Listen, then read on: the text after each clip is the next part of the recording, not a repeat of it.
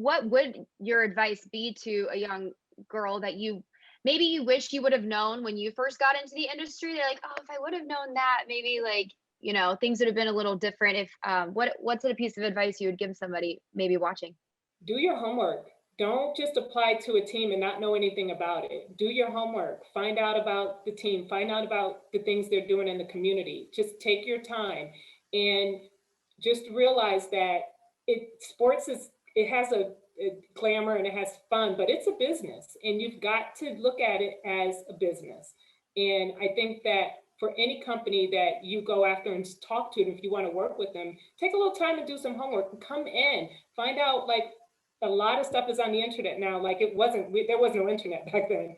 But if you come in knowing what is their fan base, like what is their mission, what is their growth? If you come in saying, hey, I see that you guys just launched this, or you guys just brought on this, or this new sponsor, or this new something, if you come in with that language, that's going to automatically tell them, man, this person did their homework. Doing your homework, and then, that's some advice, something that you would have known. But Arias, you're a CEO. I mean, I'm sure you are looking to hire people a lot, as well as all of you guys. But what is something that would maybe stand out to you? I'm sure you get a lot of resumes. What's something that really stands out to you when you're looking to hire someone?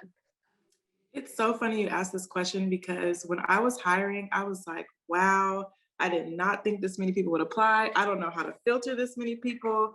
And the biggest thing that took away from all of my applicants, I could tell who really put themselves into their resumes and their cover letters. And then, of course, when the interview process came along, I could tell who was actually being authentic. I feel like sometimes, when you apply for these jobs, you want everything to be by the book, or just be like very paper ready and perfect. And I'm not really looking for perfect. And I feel like in the sports industry, it's so ever changing, and everyone's just looking for good character and authenticity. And so those are qualities that I try to look for when I'm looking for people to represent my organization. Just because, one, of course, I want to learn from them, just like they're learning from me. So if they're trying to impress me or trying to reflect what they think I want them to be, I don't think I'm going to be able to understand, their work ethic or their strategy. So for me, it's always about people being themselves, and just trying to figure. And if you feel like you're trying to learn who you are through this process, it's okay to, to acknowledge that as well. Yeah, I got it. And you kind of touched on a little bit when you were talking about your job, but give us some more details on this IT and how it's growing. I mean, you're seeing, I'm probably not saying it right, but the analytics, all of this stuff just really growing in every sport. So just kind of fill us in a little bit about how you've seen the industry change in the NBA and how it's affecting other leagues as well.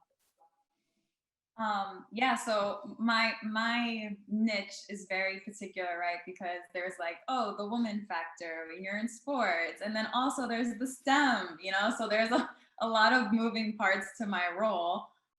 In terms of like how I've seen the industry change, it's funny because I remember, I forget who it was, but I was once at a networking event, and I spoke to someone who worked at Legends. So if you guys know what that is, they're very active in sports, and we were having a conversation about like kind of the I guess path of technology in sports, and like the inevitable of technology. And I was telling him how I feel like the teams who are going to come out on top are the teams who can acknowledge the change and embrace it rather than try to avoid it, right? The longer you try to avoid it, the harder it's going to be. So to anybody watching from any of the teams, the longer you wait, the harder it's going to be. I think the approach is to go in head first and understand that there are going to be challenges. It's going to be difficult, like as is any change in any type of aspect outside of technology. Change is difficult.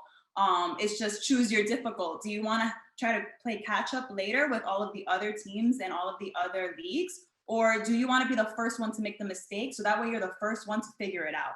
It's really up to you and up to the people that you're working with to have that mindset of, we know it's going to be difficult and we know we're going to mess up, but we're still going to do it regardless.